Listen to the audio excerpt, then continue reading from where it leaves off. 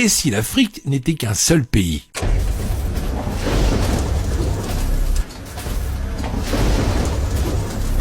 L'Afrique est un continent qui couvre 6% de la surface terrestre et 20% de la surface des terres émergées. Sa superficie est de 30 millions de kilomètres carrés avec les îles. L'Afrique compte actuellement 54 pays indépendants, mais que se passerait-il si tous ces pays s'unissaient aujourd'hui pour former un État africain uni ? À quoi ressembleraient les États d'Afrique unis et quelle serait la puissance de ce pays ? Alors, il faut savoir que l'Afrique est énorme et couvre plus de 20% des terres de ce monde. Il fait environ 3 fois la taille de l'ensemble de l'Europe. 1,2 milliard de personnes vivent actuellement en Afrique, soit 16% de la population mondiale. L'Afrique connaît actuellement le plus grand boom démographique du monde.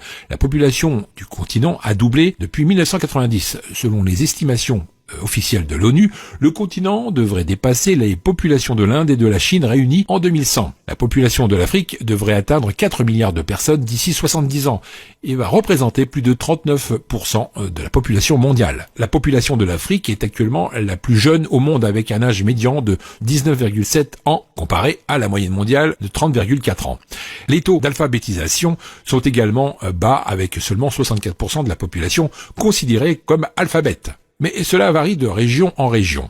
En Libye, par exemple, le taux d'alphabétisation est très élevé, environ 84,2%, alors qu'au Soudan du Sud, il est très bas, puisqu'il n'atteint que 27% seulement. Les taux d'infection par le VIH sur le continent constitueraient également un défi majeur pour l'Afrique unie, car 11% de la population de l'Afrique subsaharienne est actuellement infectée par la maladie. En plus de ces défis, les États africains seraient également confrontés à l'extrême diversité du continent. L'Afrique est le continent le plus linguistiquement et ethniquement diversifié de la planète, où l'on parle plus de 3000 langues. L'Afrique est l'endroit le plus multilingue au monde, où beaucoup parlent au moins 2 langues africaines, et une langue européenne également supplémentaire.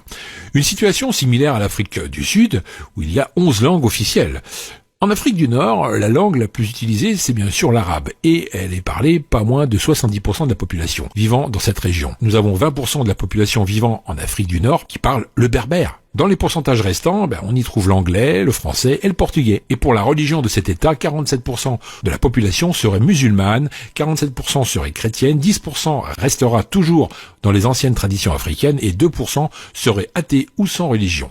Passons maintenant aux 10 plus grandes villes de cet État. La plus grosse ville serait sans doute le Caire, avec une population estimée à 23 millions d'habitants.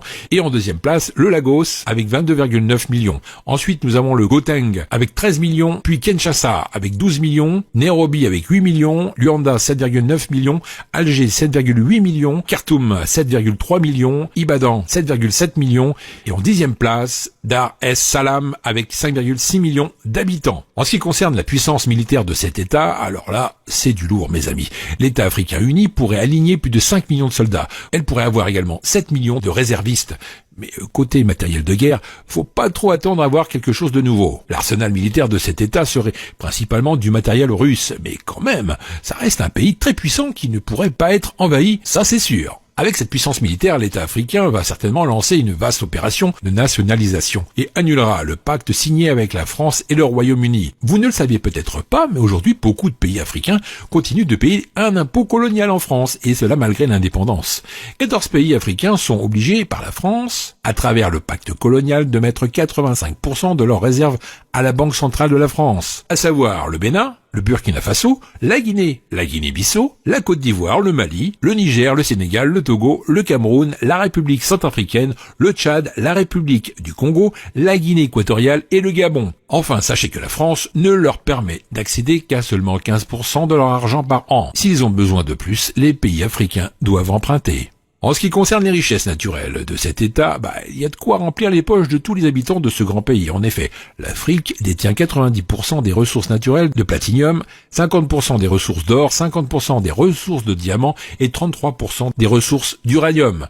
Avec la mainmise sur toutes ces ressources naturelles et la nationalisation de tous les projets de pays étrangers pris de force en Afrique, cet État aurait un PIB de 3 000 milliards d'euros. Ce qui la classera comme 5e puissance économique dans le monde, derrière l'Allemagne et devant les Royaumes-Unis et la France. Voilà mes amis, encore plein de choses à vous apprendre, c'était bien sympathique, on arrive à la fin de cette vidéo, partagez-la avec vos amis Facebook, Twitter et les autres réseaux sociaux. Pour moi, je vous retrouve dans la prochaine vidéo, juste après, qui s'affiche sur l'écran. Allez, à tout de suite.